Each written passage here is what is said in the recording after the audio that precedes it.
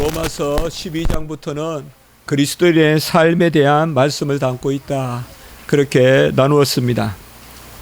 특별히 1장과 2절에서 1절과 2절에서 우리 몸을 산 제사로 그것이 영적 예배다라고 말하고 있고, 지난주에 우리가 특별히 3절과 6절에서 보았듯이 이 영적 예배를 드리는 것은 믿음의 분량으로, 믿음의 분수대로 그렇게 하라라고 말했습니다. 오늘은 좀 더 이러한 영적 산제물에 대해서 우리가 하나님께 예배를 드리는 그 믿음의 분량, 믿음의 분수대로 살아가는 우리의 모습이 어떠해야 되는가, 그것을 말해주고 있습니다. 무엇보다도 오늘 10절에 보면, 9절과 10절에 보면 사랑, 또 현재 사랑, 이런 말씀들을 볼 수가 있습니다. 최고의 덕목은 바로 사랑이다. 그리하여서 전체적으로 오늘 9절에서 13절까지는 성도가 사랑하며 살아가는 그 모습을 우리에게 전해주고 있습니다. 예배의 본질이 뭡니까? 하나님 사랑. 또 하나님의 사랑의 방식이 뭡니까? 이웃 사랑. 하나님이 세상을 이처럼 사랑함으로 하나님을 사랑하는 자는 하나님의 마음을 알 것이며, 하나님의 마음은 이웃을 미워하는 것이 아니라 이웃을 사랑하는 것입니다. 그래서 하나님을 사랑하는 자는 이웃을 미워할 리가 없고, 역으로 이웃을 사랑하는 자마다 하나님을 사랑한다. 이렇게 성경은 말해주고 있습니다. 그런데 이러한 사랑은 그저 무질서한 사랑, 내 감정대로 사랑, 기분 나는 대로 사랑이 아닙니다. 여러분, 받는 질서는 우리가 깍듯하게, 애틋하게 자세를 갖추지만은, 우리가 남에게 베풀 때는 조금 느슨하게 베풀어도 될 것이다 생각하는 경우가 많습니다. 그러나 베풀 때 더 질서가 있어야 돼요. 베풀 때 더 깍듯해야 돼요. 베풀 때 더 자세를 갖춰야 돼요. 칼빈은 사랑의 시작은 의다라고 이렇게 말하고 있어요. 사랑의 시작은 의다. 이 의는 진리도 되고, 공의도 되고, 질서도 되고, 말씀도 되고, 하나님의 뜻도 됩니다. 사랑을 할 때는 먼저 의를 추구하면서 사랑해라. 소경을 사랑한다 하면서 손을 끌고 가는 것은 둘 다 죽음의 길로 가는 것입니다. 사랑에는 질서가 있고 진리가 있어야 됩니다. 하나님이 우리를 사랑할 때 그 공의를 보여주셨으니, 그저 사랑한다 말씀하고 뜻한 대로 그저 이루신 것이 아니라 그 사랑의 값, 그 진리를 조차 사랑을 하신 것을 볼 수가 있습니다. 아들 예수 그리스도를 대리적 속죄의 그 대속의 제물로 삼으셔서 모든 의를 이루셔서 그 아들의 고린도후서 1장 20절, 그 아들의 순종에 아멘하는 자를 이제 구원하고자 하신 것입니다.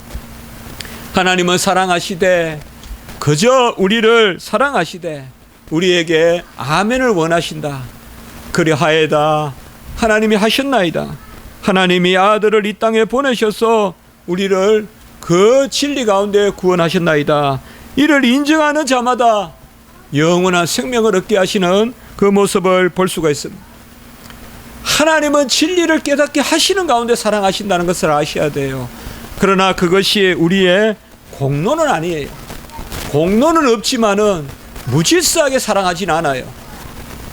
아무 공로가 없지만은 부모는 자녀에게 무질서하게 베풀지 않아요.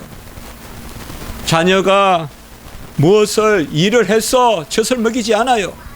자녀가 열심히 땀을 흘려 학용품을 사주는 것은 아니에요, 어릴 때.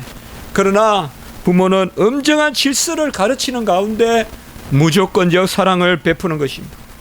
하나님의 사랑도 마찬가지예요. 그저 죄인 채로, 악인 채로, 허물인 채로 놔두면서 그저 진흙에 빠져있는 그 발을 건져내지 않고 그곳에 둔 채로 사랑하지 않아요. 우리가 기도하면서 하나님이여, 하나님이여, 나를 도우소서, 건지소서, 지키소서, 하나님이여, 나를 사랑하소서라고 할 때 하나님은 먼저 우리의 죄를 정결케 하시고 사랑을 베풀어 주세요. 그것이 바로 하나님이 우리를 사랑하시는 질서요 방식입니다. 하나님은 우리를 사랑하셔서 자녀 삼아 주시면 우리에게 기업을 맡기고 우리를 상속자 삼으시기 때문에 그 자녀에 걸맞은 일을 원하시는 것입니다. 그것은 바로 하나님의 유업을 잇는 것이요 하나님의 나라의 상속자가 되는 것입니다. 로마서 8장 17절. 그러므로 그저 자녀 삼으셨다고 무질서하게 내버려 두시는 것이 아니에요. 자녀 삼은 그 자녀들이 하나님의 상속자로 하나님의 백성으로 온전케 되게 하시게 하시려고, 그래서 하나님은 우리를 구원하실 때 자녀의 영, 양자의 영, 바로 그리스도의 영을 우리에게 주시는 것입니다. 요한 1서 4장 17절에 보면 그의 성령을 우리에게 주심으로 우리가 그 안에 거하고 그가 우리 안에 거하시는 줄을 아느니라. 바로 성령을 우리에게 부어주시는 거죠. 꽃이 아름답습니다. 하늘의 별이 영롱합니다. 그러나 최고 아름답고 맑은 것이 우리 안에 있습니다. 이 세상에 맑은 샘을 찾아 근원을 찾아 높은 곳을 오르지만 아무리 올라가 봤자 오르고 있는 우리 안에 있는 심령에 흐르는 샘물, 그것이 바로 성령입니다. 성령이 가장 고귀하고 가장 정결하고 성령이 가장 밝고 성령이 가장 아름답습니다. 그 성령을 우리에게 주셔서 우리가 밝고 맑고 빛나게 살게 하십니다. 그 성령을 받으면 향이 들어오니까 향기를 내게 하시고 빛이 들어오니까 빛을 비추게 하시는 것입니다. 하나님의 사랑은 이렇듯이 진리 가운데 사랑입니다. 오늘 9절에 보면 사랑에는 거짓이 없나니, 하나님의 사랑은 거짓 사랑이 아닙니다. 내가 저 사람을 사랑하니까 저 사람을 어떻게든 내가 가까이 해보겠다. 그런 사랑은 두 가지 점에서 잘못됐어요. 첫째로 사랑에 거짓이 없다는 것은 사랑은 수고하는 가운데 사랑이라는 거예요. 헛사랑이 없다는 거예요. 거짓이 없는 사랑은 노력이 없는 사랑이 없다. 희생이 없는 사랑이 없다는 것입니다. 희생이 없는 사랑은 거짓 사랑이에요. 사랑에는 거짓이 없다. 이 말은 사랑에는 땀이 흐르고 사랑에는 피가 흐르고 사랑에는 보이지 않는 수고가 있다. 그것이 참 사랑이라는 거예요. 저 사람을 내가 어떻게 해야 되겠다, 저 사람을 내 옆에 둬야 되겠다 하면서 내가 헌신할 생각을 하지 않고 내가 희생할 생각을 하지 않는다는 것, 그것은 거짓 사랑입니다. 그리고 나 자신을 온전히 진실하게 상대편에게 전하지 않고 나를 가시되게 해서 치장을 하고 꾸미고 내 속을 보이지 않고 그렇게 해서 사람을 사랑한다라고 하는 것은, 이런 것은 다 거짓 사랑입니다. 뭐 사랑은 다 순수하다, 플라토닉하다 그렇게 말들 하지만은 그런 사랑을 찾기가 어렵다고 많이 이야기하지 않습니까? 과연 우리가 누구를 진정 사랑하고 있는 것인지, 그 진실한 사랑, 그것을 하나님이 우리에게 보여주셨는데 그것은 대가를 치르는 그러한 사랑입니다. 사랑에는 진리가 있어야 됩니다. 진리가 없는 사랑은 위험합니다. 진리가 없는 사랑은 오히려 사랑의 이름으로 죽음에 이르게 되는 그러한 무서운 것입니다. 사랑에는 필히 진리가 따라야 돼요. 은혜와 진리가 충만하신 예수 그리스도, 예수 그리스도 그 독생자의 영광을 보니, 환하게 독생자의 영광을 보니 그 예수 그리스도는 은혜와 진리가 충만하시더라. 요한복음 1장 14절 17절. 진리가 있고 은혜가 있더라 이 말이에요. 진리가 없는데 무슨 은혜가 있어? 하나님은 우리를 술집에 놔둔 채로 사랑하지 않아요. 하나님은 우리를 부정한 채로 사랑하지 않아요. 하나님은 우리를 정결케 하시고 사랑하신다. 우리에게 공로는 없어요. 그러나 부모가 자식을 사랑하는 것도 질서 가운데 사랑하는 것입니다. 하나님의 사랑만이 온전한 것이요, 하나님의 사랑은 최고의 사랑이라 그 끝이 하나님의 영광에 우리를 초대하시는 것입니다. 하나님의 사랑의 끝은 뭔가 하면 하나님과 하나가 되는 것입니다. 그의 영광에 참여하는 것입니다. 아버지가 내 안에, 내가 아버지 안에 있는 것 같이 저들도 우리가 하나가 되게 하소서. 요한복음 17장 21절의 말씀.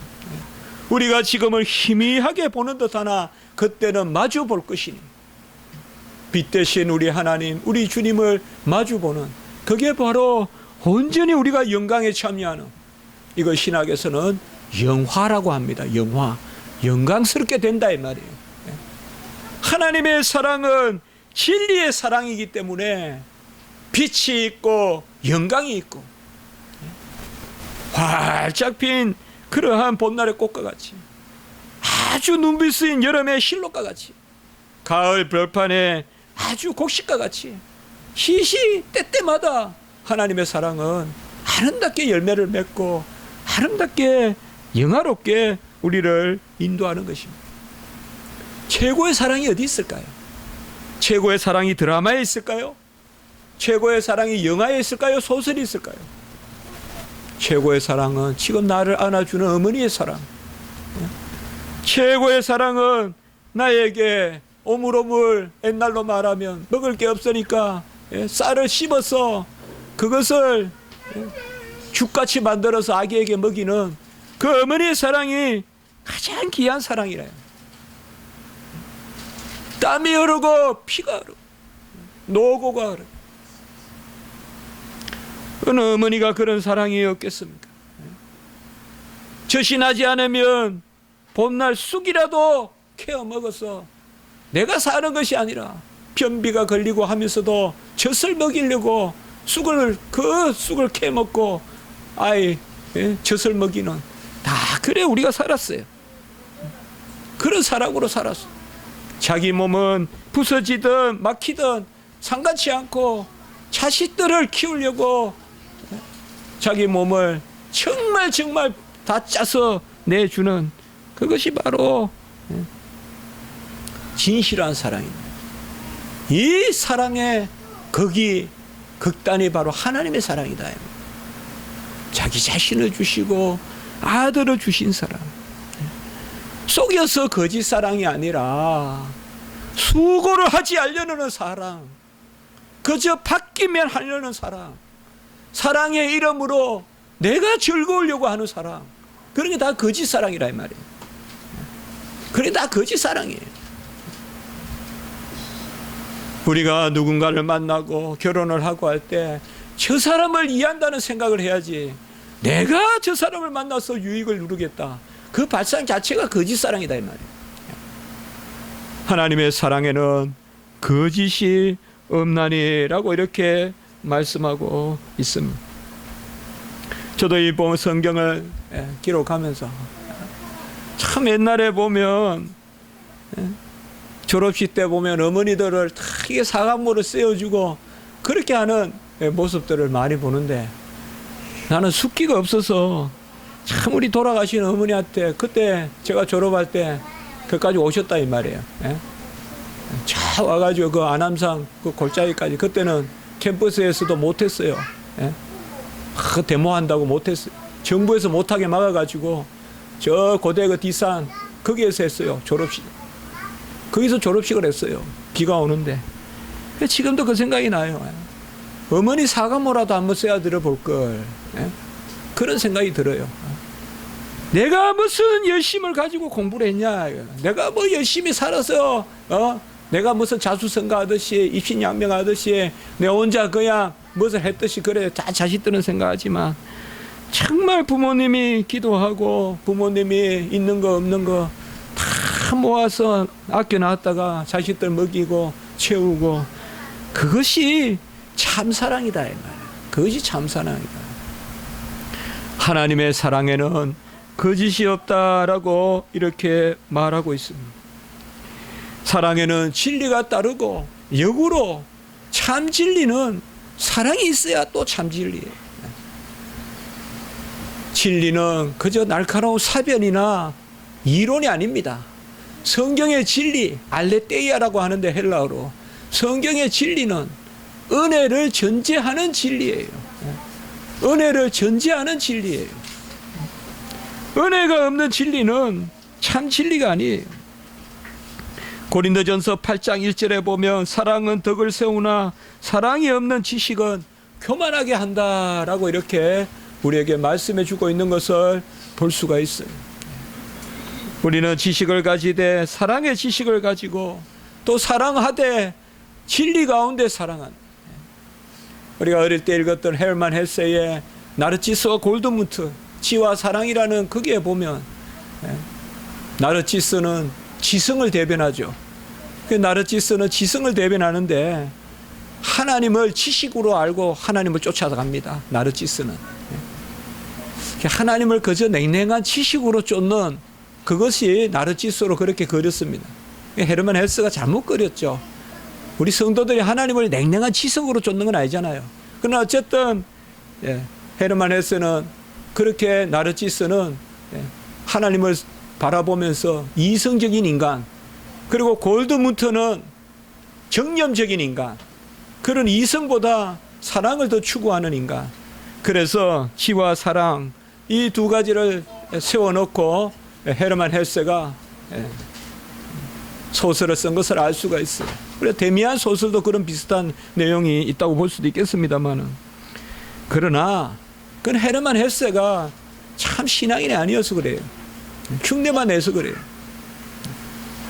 하나님의 사랑은 지와 사랑의 평행선에 있는 것이 아니라 지와 사랑이세요. 그야말로 지식이 있는 사랑이고 사랑이 있는 지식이에요.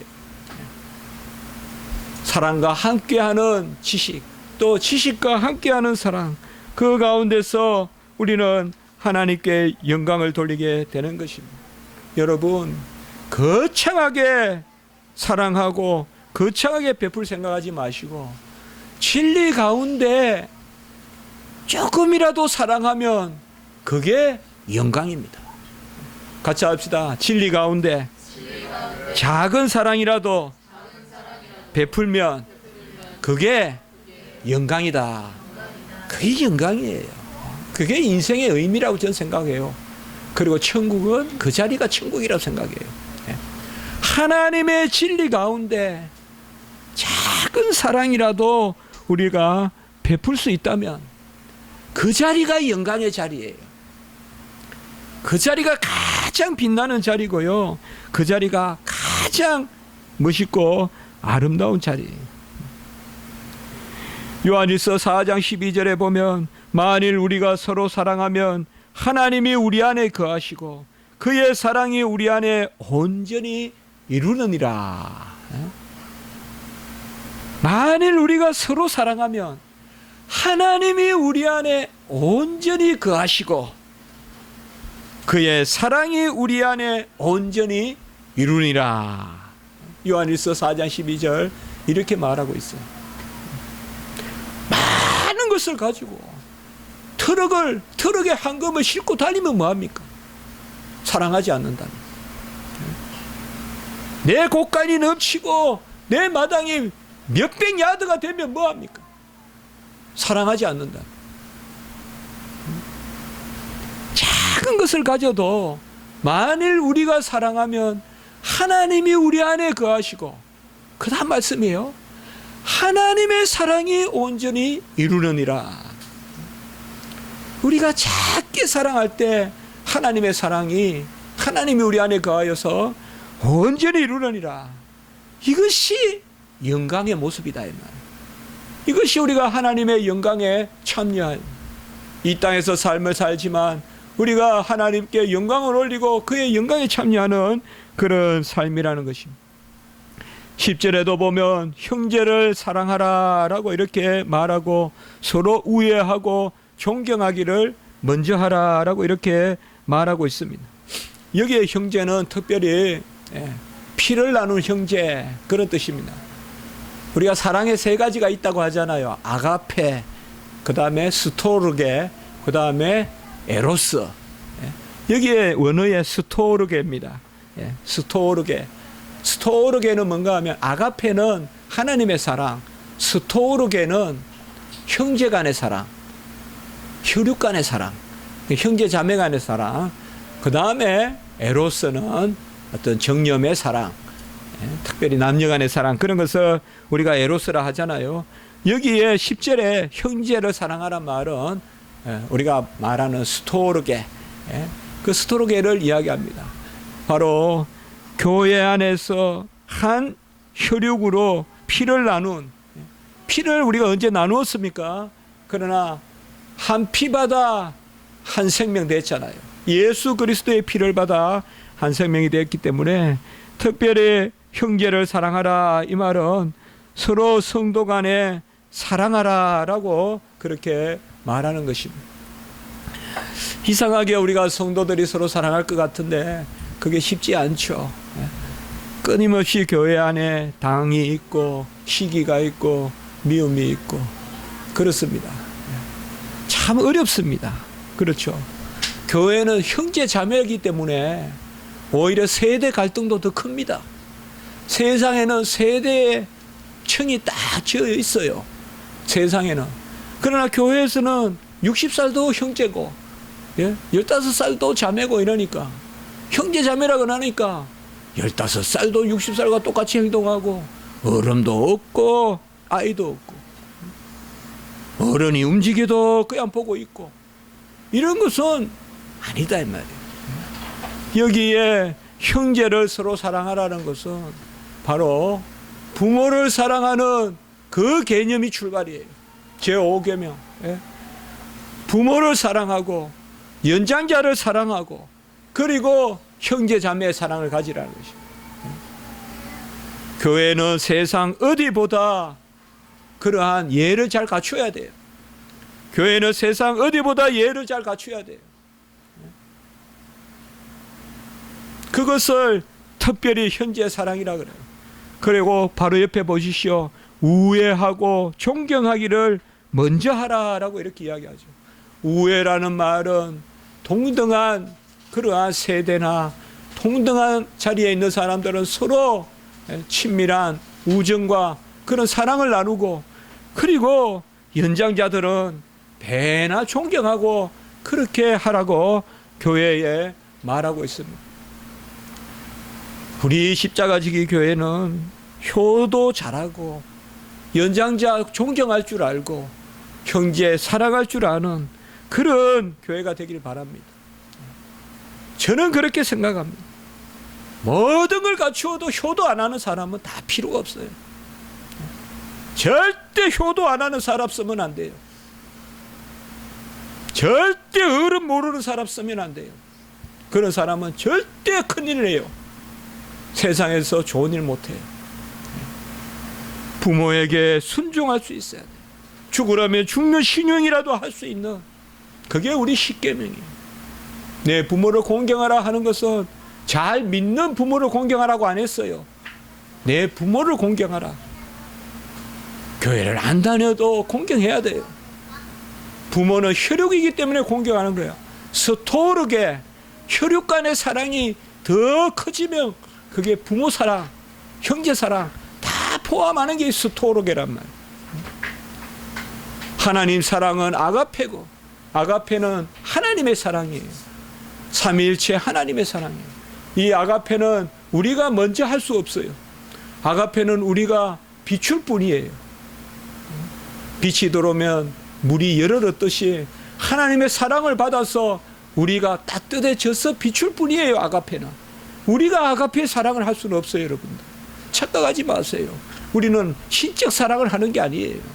그런 표현은 있지만 그건 우리의 영역이 아니에요. 우리는 스토르게의 영역이에요. 주 안에서 우애하고 주 안에서 공경하고 형제 자매로서 예수 그리스도의 은혜를 받았기 때문에 서로 나누는 것입니다. 말석이 상석인 줄 알고 살아야 됩니다. 어디든지 가거든 말석부터 찾으세요. 좋은 자리 찾지 말고 구석자리부터 찾아서 앉으라는 것입니다.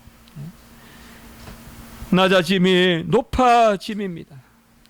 그리고 할 수 있는 대로 화목을 추구하십시오. 우리는 더 따져야 잘 산다고 생각하지만 더 화목해야 잘 산다고 생각하고 사십시오. 화해하고 내가 용서하고 내가 참고 그렇게 하는 것이 잘 사는 것입니다. 판단을 하십시오. 그러나 사랑하는 판단을 하시고 용서하는 판단을 하시고 오래 참으십시오. 다른 게 없습니다. 예수님을 바라보셔야 됩니다. 답은 이미 다 있습니다. 예수님 같이 그렇게 사랑하라는 것입니다. 오늘날 이 형제 사랑, 서로 우애하고 서로 존경하는 이 사랑이 이 땅에도 많이 필요합니다. 옛날에는 형제라는 개념이, 이 스토르의 개념이 사회까지 확장됐어요. 그런데 요새는 참 어렵죠. 제 자신도 그렇죠. 저는 시골에서 자라서 그런지 아이들이 어떻게 하고 이러면 요새도 좀 간섭하는 그런 경향이 많아요. 그러다가 섬찟해요.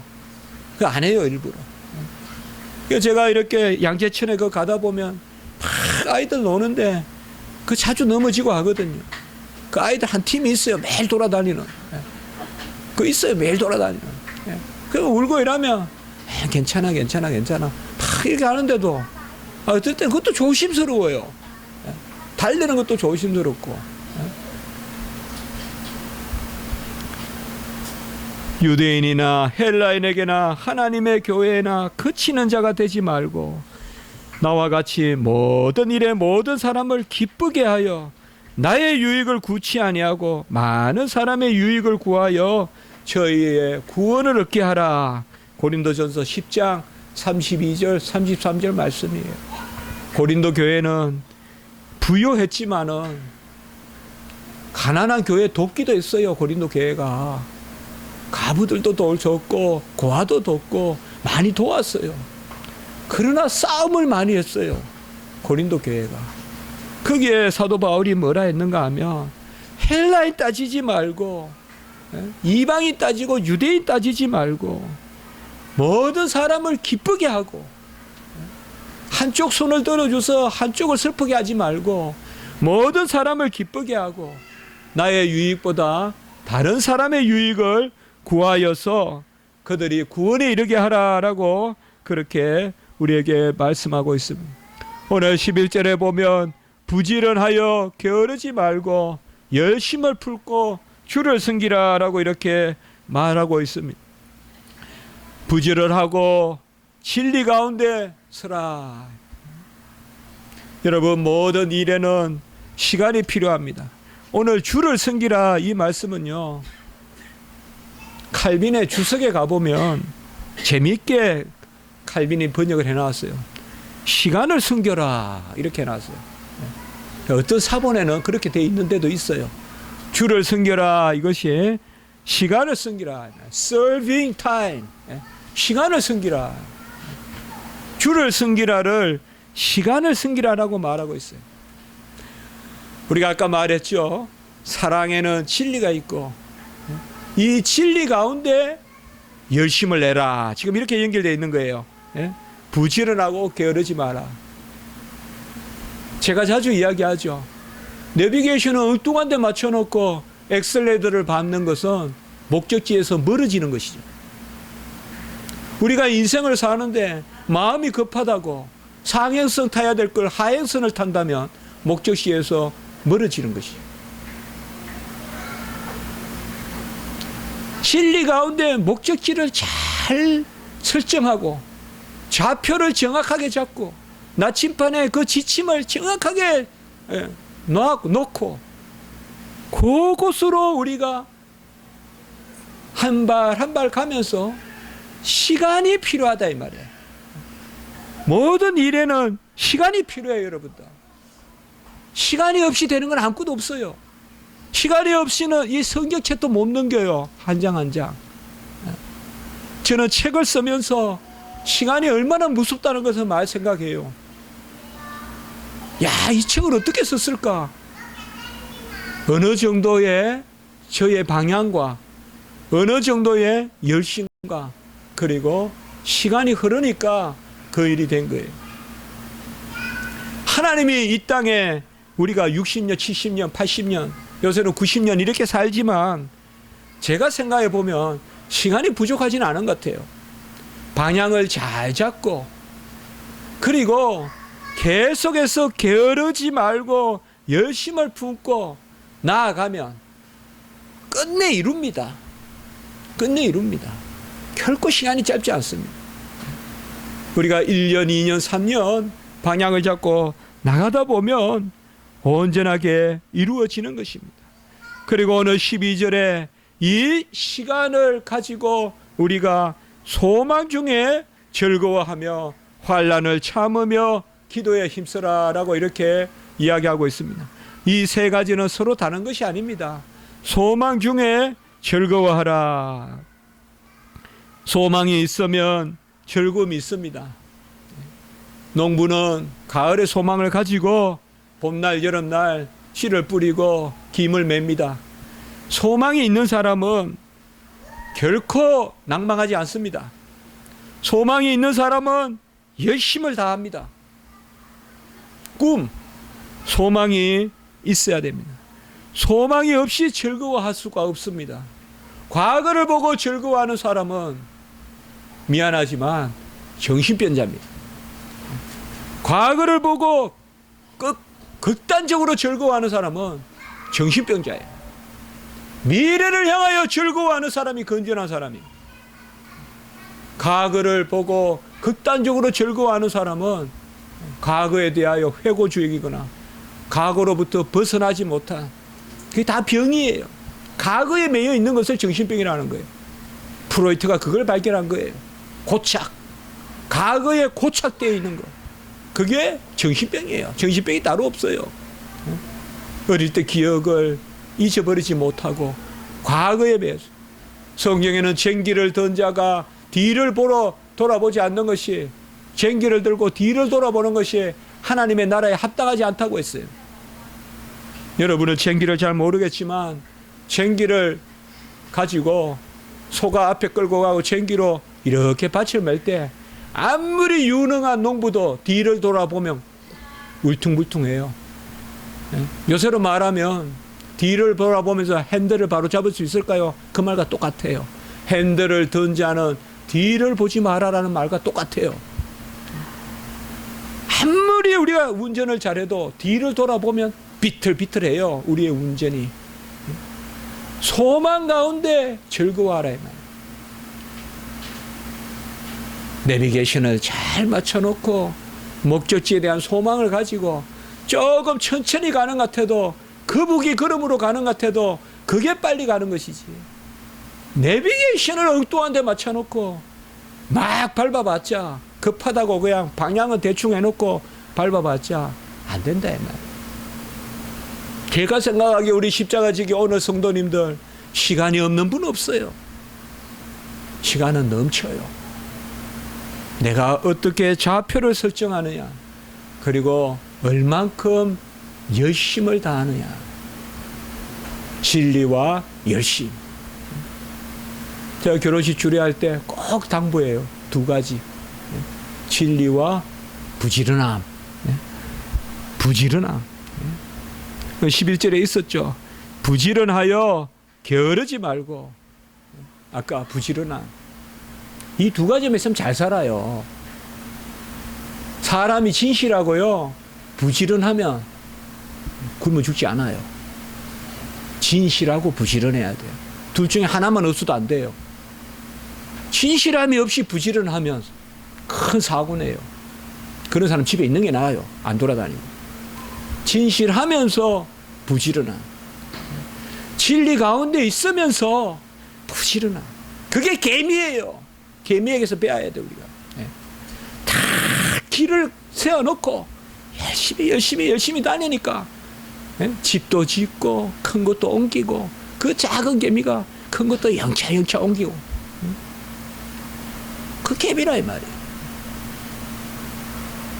즐거워하라 라고 이야기했어요. 느헤미야 아시죠? 느헤미야 8장 10절에 보면 여호와로 인하여 기뻐하는 것이 너희의 힘이니라. 여호와로 인하여 기뻐하는 것이 너희의 힘이니라. 우리가 느헤미야는 어떤 상황입니까? 처음에는 느헤미야가 슬퍼해요. 그렇죠? 근심해요. 소식을 들었어요. 성전이 무너졌을 뿐만 아니라 이제는 예루살렘 성벽까지 무너졌다 이거예요. 그래서 느헤미야는 성전을 지으러 간 게 아니라 성벽을 지으러 갔어요. 예루살렘 성벽을. 그런데 전반부에 보면요, 이 느헤미야가 슬퍼하는 그런 모습이 나오는데 근심하고 그것을 왕이 보고 근데 왜 근심하냐? 그러니까 예루살렘 때문에 근심한다. 그 왕이 보내잖아요. 그런데 후반부에 오면요, 즐거워한단 말이 계속 나와요. 즐거워한다. 느헤미야 12장 43절에도 보면 하나님이 크게 즐겁게 하시니 남녀노소가 즐거워하고 이런 말이 나와요. 계속 즐거워한단 말이 나와요. 즐거워한. 여러분, 성도가 즐거워하는 것은 하나님의 명령입니다. 같이 합시다. 항상 기뻐하라. 그게 명령입니다. 그런데 항상이니까 조건을 가지고 기뻐하지 말고 나의 나된 것으로 기뻐하라. 여러분, 우리가 가장 기쁜 게 뭘까요? 굳이 세상 사람들 돌을 닦아서 기쁨을 터득했다 할 필요가 없어요. 성경이 그 길을 가르쳐 주고 있어요. 내 자신이 기뻐야 돼요. 내 자신이 기뻐야 돼요. 그래야 살아있는 동안 항상 기뻐할 수 있어요. 무슨 명예를 얻었다고, 소유를 가졌다고. 어제 마리아하고 식탁에서 그런 대화를 했어요. 아빠, 나 대학교 가도 그렇게 기쁘지 않을 것 같아. 그래서 제가 그랬어요. 맞아. 그 기쁨 오래 못 가. 제가 박사 논문 받고 기쁨이 2줄 안 가더라고요. 박사 논문, 정말이에요. 박사 논문 받고 기쁨이 2줄 안 가요. 이제 그거 알아요. 일희일비하지 말고 태양이 뜬다고 기뻐하거나 비가 온다고 기뻐하거나 그때 기뻐하다 보면 어떨 때는 슬프고 어떨 때는 기쁘고 그 항상 기뻐할 수 없잖아요. 소망 중에 즐거워하며 같이 합니다. 여호와로 인하여 여호와를 기뻐한다 이렇게 안 했어요. 이러면 좀 더 내가 기뻐하는 것 같죠. 여호와로 인하여 기뻐하는 것이 너희의 힘이니라. 우리가 그런 거 있잖아요. 야, 오늘 왜 이렇게 기쁘둥해? 오늘 이렇게 저기압이야 이런 말 많이 하잖아요, 세상에서. 여호와로 인하여 기뻐하는 것이 너희의 힘이니라. 이 여호와로 인하여 기뻐하면요, 앵간히 머리 아픈 거, 앵간히 머리 찡한 거, 몸살 감기 그런 거 없어요. 여호와로 인하여 기뻐하면 이 기쁨이 힘이다라고 이렇게 말씀하고 있습니다.